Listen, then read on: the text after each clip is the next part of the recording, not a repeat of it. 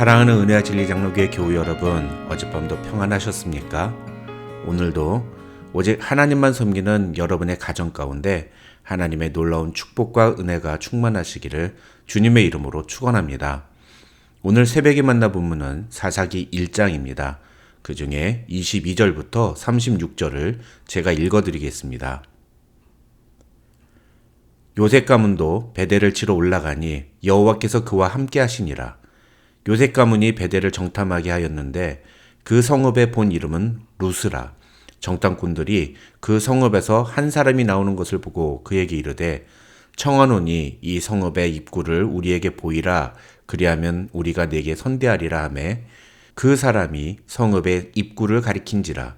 이에 그들이 칼날로 그 성읍을 쳤으되 오직 그 사람과 그의 가족을 놓아 보내매 그 사람이 헷사람들의 땅에 가서 성읍을 건축하고 그것의 이름을 루스라 하였더니 오늘까지 그곳의 이름이 되니라. 므낫세가 베스안과 그에 딸린 마을들의 주민과 다아낙과 그에 딸린 마을들의 주민과 돌과 그에 딸린 마을들의 주민과 이블르함과 그에 딸린 마을들의 주민과 무깃도와 그에 딸린 마을들의 주민들을 쫓아내지 못하매 가나안 족속이 결심하고 그 땅에 거주하였더니 이스라엘이 강성한 후에야 가나안 족속에게 노역을 시켰고 다 쫓아내지 아니하였더라. 에브라임이 게셀에 거주하는 가나안 족속을 쫓아내지 못하매 가나안 족속이 게셀에서 그들 중에 거주하였더라. 스불론은 기드론 주민과 라할롤 주민을 쫓아내지 못하였으므로 가나안 족속이 그들 중에 거주하면서 노역을 하였더라. 아셀이 악고 주민과 시돈 주민과 알랍과 악십과 헬바와 아빅과 르홉 주민을 쫓아내지 못하고 아셀 족속이 그 땅의 주민 가나안 족속 가운데 거주하였으니 이는 그들을 쫓아내지 못함이었더라. 납달리는 벳세메스 주민과 벳아낫 주민을 쫓아내지 못하고 그 땅의 주민 가나안 족속 가운데 거주하였으나 벳세메스와 벳아낫 주민들이 그들에게 노역을 하였더라. 아모리 족속이 단 자손을 산지로 몰아넣고 골짜기에 내려오기를 용납하지 아니하였으며 결심하고 헤레스 산과 아얄론과 사알빔에 거주하였더니 요셉의 가문의 힘이 강성함에 아모리 족속이 마침내는 노역을 하였으며 아그랍빔 비탈의 바위부터 위쪽이었더라. 오늘부터 우리는 사사기를 다루겠습니다. 사실 1년 전 우리가 새벽의 만나를 처음 시작할 때 다루었던 본문이 바로 사사기였습니다. 그런데 그때는 사사기 13장부터 다루어서 사사기의 전체적인 배경이나 구조를 제대로 다루지 못한 부분이 있습니다. 사사기는 그 안에 기록된 세부적인 스토리 하나하나를 다루는 것도 의미가 있지만 사실 사사기 전체를 통해서 이야기하려는 핵심 메시지를 제대로 이해해야만 합니다. 왜냐하면 전에도 말씀드렸습니다만 사사기는 신명기부터 시작되는 이스라엘 민족의 역사, 즉 가나안 땅을 정복하고 그 땅을 기업으로 받은 이스라엘 백성들의 삶을 보여주면서 이스라엘 백성들이 보여준 신앙의 모습과 그 결과가 어떠했는지를 고발하는 것이 목적이기 때문입니다. 다시 말하면 신명기에서 모세가 제시했던 순종과 불순종의 결과로서의 복과 저주의 프레임이 바로 여호수아서와 사사기의 핵심 주제라는 것입니다. 즉 이스라엘 백성들이 하나님의 말씀에 전적으로 순종할 때 그들은 그들을 대적한 가나안 족속이 아무리 강한 자들이었어도 그들을 능히 이기고 그 땅을 차지하여 하나님의 축복을 경험했다는 것을 보여주는 것이 여호수아서의 주제라면 오늘부터 다루는 사사기는 그 정반대로 하나님이 이스라엘 백성들에게 너희가 가나안 땅에 들어가게 되면 절대로 하지 말라고 했던 우상 숭배를 함으로 하나님의 말씀에 불순종했을 때 이스라엘 백성들이 하나님께 어떤 심판을 받게 되었는지를 보여주는 것이 바로 사사기의 주제인 것입니다. 그래서 우리는 어떻게 보면 의식적으로라도 사사기를 읽을 때마다 이스라엘 백성들이 하나님의 명령에 불순종한 모습이 무엇이었는지를 찾아보고 그것을 우리 자신의 모습에 비춰보는 태도가 필요합니다.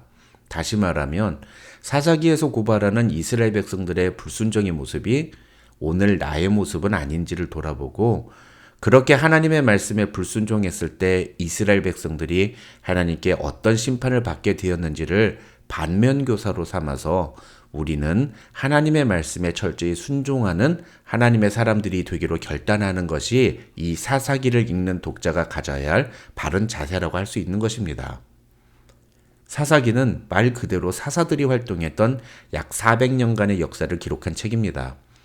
많은 사람들이 사사기의 주인공을 사사로 생각하지만 사실 사사기의 주인공은 여전히 이스라엘 백성들입니다.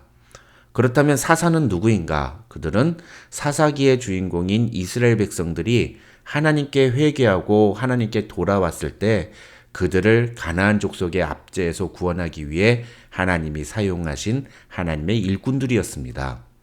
그런데 놀랍게도 사사기를 읽다 보면 그런 사사들조차도 점점 신앙이 변질되어서 하나님의 말씀과 상관없이 자기 마음대로 행동하는 모습을 보게 됩니다. 물론 처음부터 모든 사사들이 다 그런 것은 아닙니다. 사사기에 기록된 초기 사사들은 그래도 하나님의 명령에 전적으로 순종하는 모습을 보여줍니다.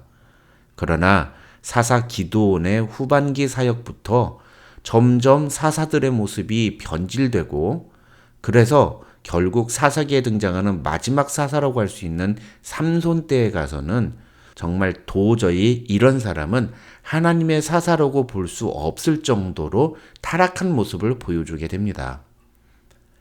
그렇게 12사사들의 이야기가 끝나면 사사기는 이제 두 개의 중요한 스토리를 소개합니다. 하나는 미가라는 사람과 단 지파 사이에 일어난 사건이고 다른 하나는 한 레위인과 베냐민 지파 사이에 일어난 사건입니다. 이 두 가지 사건은 모두 사사시대의 이스라엘 백성들이 얼마나 도덕적으로 그리고 영적으로 타락했는지를 극명하게 보여주는 사건이라고 할 수 있습니다. 그리고 이런 기록들을 통해서 사사기의 저자는 사사기의 결론을 그때에 이스라엘에 왕이 없었으므로 사람마다 각각 자기 소견에 옳은 대로 행하였더라고 소개합니다.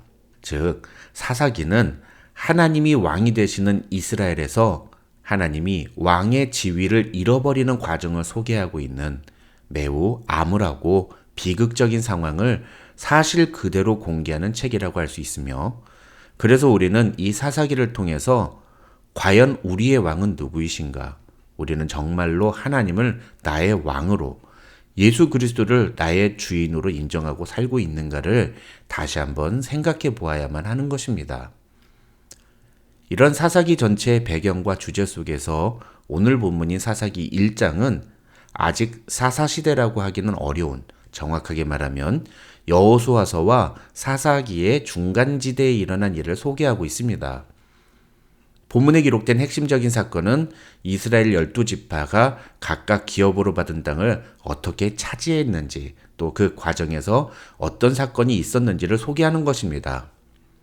그 중에 1절부터 20절에는 유다 지파가 시므온과 함께 가나안 남부 지역을 점령하고 차지하는 내용, 그리고 유다 지파의 일원이 된 갈렙과 그의 가족이 헤브론과 기랏 세벨 지역을 점령하는 내용, 그리고 마지막으로 모세의 장인이 유다 자손과 함께 아랏 남방의 유다 황무지에 거주하게 된 내용이 기록되어 있습니다.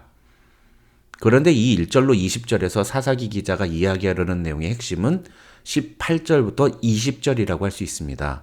간단하게 결론만 말씀을 드리면 하나님께서 유다 지파에게 허락하신 가나안 땅을 점령하는 과정에서 갈렙의 가문이 보여준 모습과 기타 다른 유다 지파의 가문이 보여준 모습이 판이하게 달랐다는 것입니다. 다시 말하면 갈렙과 그의 가문은 헤브론에 거주하고 있던 아낙의 세 아들, 즉 거인 족속이었던 세세와 아히만 그리고 달메를 죽이고 그 헤브론 땅에 거주하던 가나안 족속들을 모두 쫓아낸 데 반해 다른 유다 지파들은 그 땅에 거주하면서 철병거를 거느리고 있던 가나안 족속 사람들을 온전히 쫓아내지 못했다는 것을 보여주는 것이 이 1절부터 20절의 내용이라는 것입니다. 중요한 것은 19절을 보시면 분명히 하나님께서는 유다와 함께 계셨으므로 그들이 산지 주민을 쫓아내었다고 이야기하고 있다는 것입니다. 하나님이 함께 하시면 그 결과는 반드시 승리가 뒤따른다는 것을 분명하게 보여줍니다. 그런데 놀랍게도 산지 주민들은 쫓아낸 유다가 낮은 골짜기에 살았던 가나안 부족들은 쫓아내지 못합니다. 성경은 그 이유를 그들이 철병거를 갖고 있었기 때문이라고 말하는데, 하지만 여호수아서 17장 18절에서 우리는 여호수아가 에브라임과 므낫세 지파에게 가나안 족속이 비록 철병거를 가졌고 강할지라도 하나님이 너희와 함께 하시면 너희가 능히 그들을 쫓아내리라 하고 말했던 것을 기억합니다. 그렇다면 유다 지파가 골짜기 주민들을 쫓아내지 못한 것은 철병거 때문이 아니라 하나님이 그들과 함께 계시지 않았기 때문, 아니 정확하게 말하면 그들이 하나님의 말씀에 전적으로 순종하지 않았기 때문이라는 것을 사사기의 저자는 이야기하고 있다는 것입니다. 중요한 건 21절부터 36절에 나오는 나머지 지파들의 경우도 마찬가지라는 겁니다. 21절부터 36절까지 이어지는 베냐민 지파와 요셉 가문, 스불론, 아셀, 납달리 그리고 단 지파의 이야기는 모두 그들이 가나안 족속을 쫓아내지 못했다는 것으로 결론짓고 있습니다. 하나님이 허락하신 가나안 정복 사업이지만 그 모든 과정 가운데 하나님이 함께 하셔야만 온전한 승리가 자신의 손에 쥐어지는데 이스라엘 족속은 그 땅을 정복하는 과정에서 그것에 실패했기 때문입니다. 그리고 이것은 앞으로 사사기를 통해 소개될 이스라엘 민족의 모습이 어떠할지를 보여주는 예고편과도 같은 것이라고 할 수 있습니다. 이스라엘 민족이 가나안 땅에서 가나안 족속을 완전히 몰아내지 못한 이유는 능력이 부족해서 그런 것이 아니었습니다. 방금 철병거 이야기에서도 말씀드린 바와 같이 하나님이 함께 하시면 능력이나 조건, 상황은 아무 문제가 되지 않습니다. 그들이 가나안 족속을 완전히 내쫓지 못한 것은 현실적인 타협 때문이었습니다. 그것이 그들에게 지금 당장 이익이 된다고 판단했기 때문에 그렇게 가나안 족속을 모두 내쫓기보다는 자신들의 종으로 삼는 것이 훨씬 더 낫다고 생각했기 때문에 그들을 내쫓지 않은 것입니다. 그러나 그것은 분명 하나님의 말씀에 불순종한 것이었습니다. 가나안 땅을 차지하라는 명령은 순종했지만 그 땅을 차지하고 있던 가나안 족속을 모두 내쫓으라는 명령에는 불순종한 것입니다.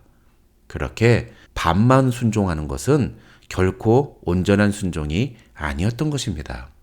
한 가지만 더 말씀을 드리면 34절부터 36절에 나오는 단지파의 이야기는 지난 주일에 말씀드린 것처럼 결국 하나님이 약속하신 기업마저 차지하지 못하는 부끄러운 모습을 우리에게 보여줍니다.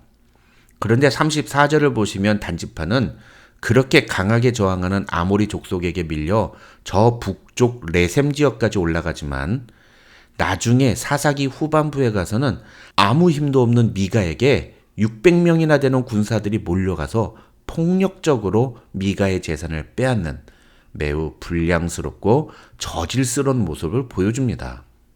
하나님의 약속을 잃어버린 단지파는 그렇게 약자에게는 강하고 강자에게는 약한 비겁한 사람들로 전락해 버린 것입니다. 오늘 본문에서 갈렙은 온전한 순종으로 하나님이 약속하신 땅을 차지했지만 나머지 이스라엘 민족은 그러지 못했음을 우리에게 분명히 이야기하고 있습니다. 그리고 그 결과 이스라엘 민족이 치루어야 했던 대가가 얼마나 큰 것이었는지를 사사기는 우리에게 분명히 이야기하고 있습니다.